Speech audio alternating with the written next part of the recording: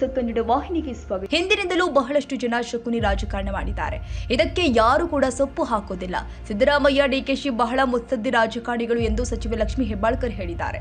ಸವದತ್ತಿ ತಾಲೂಕಿನ ಮುನವಳ್ಳಿಯಲ್ಲಿ ಮಾಧ್ಯಮದವರೊಂದಿಗೆ ಮಾತನಾಡಿ, ಸಿದ್ದರಾಮಯ್ಯ, ಡಿಕೆಶಿ ಕಂಟ್ರೋಲ್ನಲ್ಲಿ ಇದ್ದಾರೆ ಎಂಬ ರಮೇಶ್ ಜಾರಕಿಹೊಳಿ ಹೇಳಿಕೆ ವಿಚಾರವಾಗಿ ಪ್ರತಿಕ್ರಿಯಿಸಿ, ನಮಗೆ ಸಂಬಂಧನೇ ಇಲ್ಲ, ನಮ್ಮ ಪಕ್ಷಕ್ಕೆ ಅವರು ಸಂಬಂಧ ಇಲ್ಲ, ಉತ್ತರ ಕೊಡುವಷ್ಟು ನಾವು ಚಿಕ್ಕವರು ಅಲ್ಲ, ಸಿಎಂ ಡಿಸಿಎಂ ಮಧ್ಯೆ ವಿಷಬೀಜ ಬಿತ್ತಬೇಕು ಎಂಬುದು ಅವರ ಪೊಲಿಟಿಕಲ್ ಪ್ರೊಪಗಾಂಡ ಎಂದು ತಿರುಗೇಟು ಕೊಟ್ಟಿದ್ದಾರೆ. 40 ವರ್ಷಗಳಿಂದ ಸಿದ್ದರಾಮಯ್ಯ ಅವರು ರಾಜಕೀಯದಲ್ಲಿ ಇದ್ದಾರೆ. ಡಿಕೆ ಶಿವಕುಮಾರ್ 7 ಬಾರಿ ಶಾಸಕರಾಗಿದ್ದಾರೆ. ಯಾರು ಚಿಕ್ಕವರಿಲ್ಲ. ಸಿಎಂ ಮಾಡುವುದು ನಮ್ಮ ಹೈಕಮಾಂಡ್. ನಮ್ಮ ಪಕ್ಷದ ಮುಖ್ಯಮಂತ್ರಿಯನ್ನ ಏನು ವಿಜೇಂದ್ರ ಮಾಡ್ತಾರಾ? ನಮ್ಮ ಪಕ್ಷದಲ್ಲಿ ಸಿಎಂ ಮಾಡುವುದು ಹೈಕಮಾಂಡ್ ಮತ್ತು ಆರಿಸಿ ಬಂದಂತಹ ಶಾಸಕರು ಎಂದು ಹೇಳಿದರು. ವಿಜೇಂದ್ರ, ಡಿಕೆಶಿ ಮಧ್ಯೆ ಹೊಂದಾಣಿಕೆ ರಾಜಕಾರಣ ಇದೆ ಎಂಬ ಶಾಸಕ ಬಸನಗೌಡ ಪಾಟೀಲ್ ಯತ್ನಾಳ್ ಆರೋಪಕ್ಕೆ ಪ್ರತಿಕ್ರಿಯಿಸಿ, ಯತ್ನಾಳ್ ಮುತ್ಸದ್ದಿಗಳು ನಮ್ಮ ಸಮಾಜದ ಹಿರಿಯ ನಾಯಕರು. ವೈಯಕ್ತಿಕವಾಗಿ ಅವರ ಬಗ್ಗೆ ನನಗೆ ಬಹಳ ದೊಡ್ಡ ಅಭಿಮಾನ ಮತ್ತು ಗೌರವ ಇದೆ. ಆದ್ರೆ ಅವರ ರಾಜಕೀಯ ಹೇಳಿಕೆಯನ್ನ ನೋಡಿ ಅವರು ಯಾವತ್ತಿದ್ರೂ ಯಡಿಯೂರಪ್ಪನವರ ವಿರುದ್ಧ ಹೇಳಿಕೆ ಕೊಡ್ತಾರೆ. ಅವರ ನೆನೆಯ ಹೇಳಿಕೆ ನೋಡಿ ನನಗೂ ಆಶ್ಚರ್ಯವಾಗಿದೆ. ಇವರು ತಮ್ಮ ಪಕ್ಷದ ಬಗ್ಗೆ ಮಾತನಾಡಲಿ, ಇನ್ನೊಬ್ಬರ ಬಗ್ಗೆ ಯಾಕೆ ಮಾತನಾಡ್ತಾರೆ? ಈ ರೀತಿ ಬೇಜವಾಬ್ದಾರಿ ಹೇಳಿಕೆ ಶೋಭೆ ತರಲ್ಲ.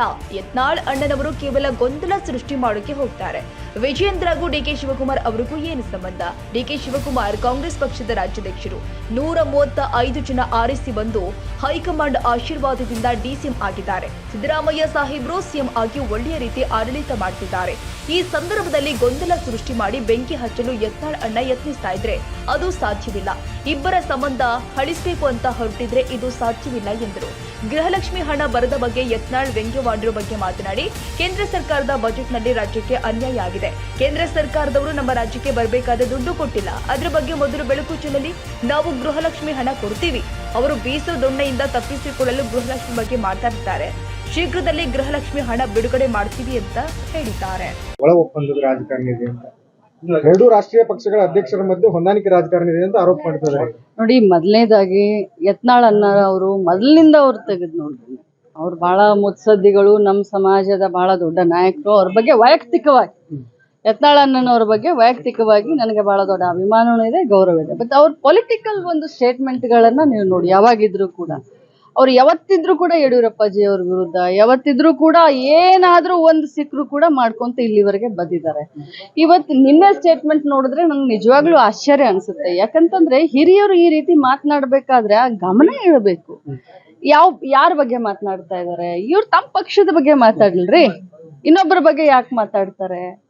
ಇವ್ರು ತಮ್ಮ ಪಕ್ಷದವ್ರನ್ನ ಮುಖ್ಯಮಂತ್ರಿ ಮಾಡ್ಕೊಳ್ರಿ, ಇನ್ನೊಬ್ಬರನ್ನ ಮುಖ್ಯಮಂತ್ರಿ ಮಾಡ್ಲಿಕ್ಕೆ ಅಂತ ಹೇಳೋದು, ಈ ರೀತಿ ಬೇಜವಾಬ್ದಾರಿ ಹೇಳಿಕೆಗಳು ಯತ್ನಾಳ್ ಅಣ್ಣನವ್ರಿಗೆ ಶೋಭೆ ತರೋದಿಲ್ಲ. ಅಂದ್ರೆ ತಮ್ಮ ಪಕ್ಷದ ನಾಯಕರು ಬರೀ ಗೊಂದಲವನ್ನ ಸೃಷ್ಟಿ ಮಾಡ್ಲಿಕ್ಕೆ ಹೋಗ್ತಾರೆ. ಯತ್ನಾಳ್ ಅಣ್ಣನವರು ಯಾವತ್ತಿದ್ರು ಕೂಡ ಗೊಂದಲವನ್ನ ಸೃಷ್ಟಿ ಮಾಡ್ಲಿಕ್ಕೆ ಹೋಗ್ತಾರೆ. ವಿಜಯೇಂದ್ರ ಅವರು ಡಿಕೆ ಶಿವಕುಮಾರ್ ಅವ್ರಿಗೆ ಏನ್ ಸಂಬಂಧ? ಡಿಕೆ ಶಿವಕುಮಾರ್ ಅವರು ಕಾಂಗ್ರೆಸ್ ಪಕ್ಷದ ರಾಜ್ಯಾಧ್ಯಕ್ಷರು.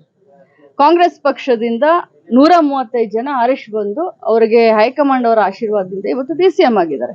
ಇವತ್ತು ನಮ್ಮ ರಾಜ್ಯದಲ್ಲಿ ಬಹಳ ಒಳ್ಳೆ ರೀತಿಯಿಂದ ಸಿದ್ದರಾಮಯ್ಯ ಸಾಹೇಬರು ಸಿಎಂ ಆಗಿ ಆಡಳಿತವನ್ನ ನಡೆಸ್ತಾ ಇದ್ದಾರೆ.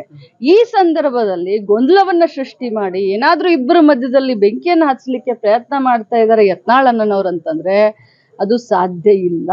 ಅದನ್ನ ಅವ್ರು ಬರೆದಿಟ್ಕೊಳ್ಳಿ. ಅವ್ರೇನಾದ್ರೂ ಕನ್ಫ್ಯೂಷನ್ ಇಬ್ರ ಮಧ್ಯದಲ್ಲಿ ಇಬ್ಬರ ಸಂಬಂಧವನ್ನ ಹಳಿಸ್ಬೇಕು ಅಂತ ಏನಾದ್ರೂ ಮಾಡ್ಲಿಕ್ಕೆ ಹೊರಟಿದ್ರೆ ಇದು ಸಾಧ್ಯ ಇಲ್ಲ. ಅವ್ರೇನು ನಮ್ ಕಡೆ ಒಂದ್ ಭಾಷೆ ಹೇಳ್ತಾರೆ, 7ರಾಗ ಯಾರು ಹುಟ್ಟೆಲ್ಲ, ಕಿವಿ ಮೇಲೆ ಯಾರು ಹೂ ಇಟ್ಕೊಂಡೆಲ್ಲ. ಅಂದ್ರೆ ಈಗ ಅವ್ರ ಸರ್ಕಾರ ದಿವಾಳಾಗಿದೆ, ಅವ್ರ ಕಡೆ ದುಡ್ಡು ಇಲ್ಲ, ಎಲ್ಲ ರಮೇಶ್ ಜಾರಕಿಹೊಳಿ ಲಕ್ಷ್ಮಿ ದುಡ್ಡು ಕೊಡುವ ಗೃಹಲಕ್ಷ್ಮಿ ಅಂತ ಹೇಳ್ತಾರೆ. ಅವ್ರ ಮೊದಲು ಕೇಂದ್ರ ಸರ್ಕಾರಕ್ಕೆ ಆಗ್ರಹ ಮಾಡ್ಲಿ, ಈ ಬಾರಿ ಬಜೆಟ್ ನಲ್ಲಿ ಕರ್ನಾಟಕ ರಾಜ್ಯಕ್ಕೆ ಅನ್ಯಾಯ ಮಾಡಿದ್ದಾರೆ. ಕೇಂದ್ರ ಸರ್ಕಾರದವರು ನಮ್ಮ ಬಜೆಟ್ ನಮ್ಮ ಕರ್ನಾಟಕ ರಾಜ್ಯಕ್ಕೆ ಬರಬೇಕಾಗಿರುವಂತ ಏನೇ ದುಡ್ಡನ್ನ ಕೂಡ ಕೊಡ್ಲಿಲ್ಲ. ಅದರ ಬಗ್ಗೆ ಮೊದಲು ಬೆಳಕನ್ನ ಚೆಲ್ಲಿ, ಗೃಹಲಕ್ಷ್ಮಿ ಏನು ನಾವು ಜನರಿಗೆ ಹೇಳಿದ್ವಿ, ನಾವು ಗೃಹಲಕ್ಷ್ಮಿಯನ್ನ ಕೊಡ್ತೀವಿ. ಅವ್ರಿಗೆಲ್ಲ ಗೊತ್ತಿದೆ, ಇಡೀ ರಾಜ್ಯ ಜನರಿಗೂ ಗೊತ್ತಿದೆ, ಅವ್ರಿಗೂ ಗೊತ್ತಿದೆ, ಸ್ವತಃ ಅವ್ರಿಗೂ ಗೊತ್ತಿದೆ. ಅವ್ರು ಇದನ್ನ ಬೀಸೋಬಾನ ತಪ್ಪಿಸ್ಕೊಳ್ಬೇಕು, ಬೀಸೋದನ್ನೇ ತಪ್ಪಿಸ್ಕೊಳ್ಬೇಕು ಅಂತ ಗೃಹಲಕ್ಷ್ಮಿ ಮೇಲೆ ಹಾಕ್ತಾ ಇದಾರೆ. ಗೃಹಲಕ್ಷ್ಮಿ ಬಂದಾಗೆಲ್ಲ 1 ತಿಂಗಳು ತಡ ಆಗಿದೆ. ಈಗ ಶೀಘ್ರದಲ್ಲೇ ಗೃಹಲಕ್ಷ್ಮಿಯನ್ನು ನಾವು ಬಿಡುಗಡೆ ಮಾಡಿದ್ವಿ. ಶಿವಕುಮಾರ್ ಅವರು ಶಿವಕುಮಾರ್ ಅವರು ಕಂಟ್ರೋಲ್ ನಲ್ಲಿ ಇದ್ದಾರೆ ಅಂತ ಹೇಳಿ ಹೇಳ್ತಾರೆ. ಯಾರು ಹೇಳ್ತಾರೆ? ರಮೇಶ್ ಜಾರಕಿಹೊಳಿ ಅವ್ರ ನಮಗ್ ಸಂಬಂಧನೇ ಇಲ್ಲ, ಅವ್ರು ನಮ್ಮ ಪಕ್ಷಕ್ಕೆ ಸಂಬಂಧನೇ ಇಲ್ಲ. ಅವ್ರ ಮಾತಿಗೆ ಉತ್ತರ ಕೊಡುವಷ್ಟು ನಾವೇನ್ ಚಿಕ್ಕವರು ಅಲ್ಲ. ಈಗ ಡಿ ಕೆ ಶಿವಕುಮಾರ್ ಮತ್ತೆ ಸಿಎಂ ಸಿದ್ದರಾಮಯ್ಯ ಅವರ ನಡುವೆ ದುಡುಕು ಹುಟ್ಟಿಸಲು ಈ ರೀತಿ ಹೇಳಿಕೆಗಳನ್ನು ಕೊಡ್ತಾರೆ. ಖಂಡಿತವಾಗ್ಲೂ ಇದು ಒಂದು ಪೊಲಿಟಿಕಲ್ ಪೊಲಿಟಿಕಲ್ ಪ್ರೊಪಗಂಡ. ಇಬ್ಬರ ಮಧ್ಯದಲ್ಲಿ ವಿಷ ಬೀಜವನ್ನ ಹಿಂಡಬೇಕು. ಮೊದಲಿಂದನೂ ಕೂಡ ಬಹಳಷ್ಟು ಜನ ಶಕುನಿ ರಾಜಕಾರಣ ಮಾಡಿದ್ದಾರೆ. ಸೊ ಇದೊಂದು ಪೊಲಿಟಿಕಲ್ ಪ್ರೊಪಗಂಡ. ಸೊ ಇದಕ್ಕೆ ಯಾರು ಸ್ವಲ್ಪ ಹಾಕೋದೂ ಇಲ್ಲ. ಮತ್ತು ಸಿದ್ದರಾಮಯ್ಯ ಸಾಹೇಬ್ರಾಗ್ಲಿ ಅಥವಾ ಡಿ ಕೆ ಶಿವಕುಮಾರ್ ಸಾಹೇಬ್ರಾಗ್ಲಿ ಬಹಳ ಮುತ್ಸದ್ದಿ ರಾಜಕಾರಣಿಗಳು. 40 ವರ್ಷದಿಂದ ಮಂತ್ರಿಯಾಗಿ ಕೆಲಸ ಮಾಡಿದ್ದಾರೆ ಸಿದ್ದರಾಮಯ್ಯನವರು. 7ನೇ ಬಾರಿ ಡಿ ಕೆ ಶಿವಕುಮಾರ್ ಅವರು ಶಾಸಕರಾಗಿದ್ದಾರೆ. ಯಾರು ಚಿಕ್ಕ ಮಕ್ಕಳಲ್ಲ. ನಮ್ಮ ಭಾಷೆ ಬಂದ್ಬಿಡ್ತಾವೆ ನಾವು ಮಾತಾಡ್ಬೇಕಾದ್ರ, ಅದಕ್ಕೆ ಅದು ಬೇಡ. ರಾಜ್ಯದಲ್ಲಿ ಶಕುನಿ ರಾಜಕಾರಣ ನಡೀತಾ ಇದೆ ಸರ್. ಇದೇನ್ ಮತ್ತೆ ಈಗ ನಿನ್ನೆ ಮಾತನಾಡಿದ್ದು ಏನಿದು? ಅವ್ರಿಗೇನ್ ಸಂಬಂಧ?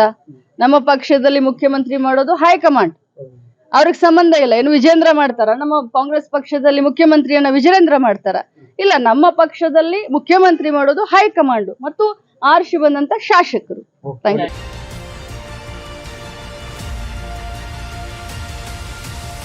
ತಾಜಾ ಸುದ್ದಿಗಾಗಿ MTV ನ್ಯೂಸ್ 24/7ಗೆ ಸಬ್ಸ್ಕ್ರೈಬ್ ಮಾಡಿ ಮತ್ತು ಬೆಲ್ ಐಕಾನ್ ಅನ್ನು ಒತ್ತಿ. ತಪ್ಪದೇ ಲಿಂಕ್ ಶೇರ್ ಮಾಡಿ.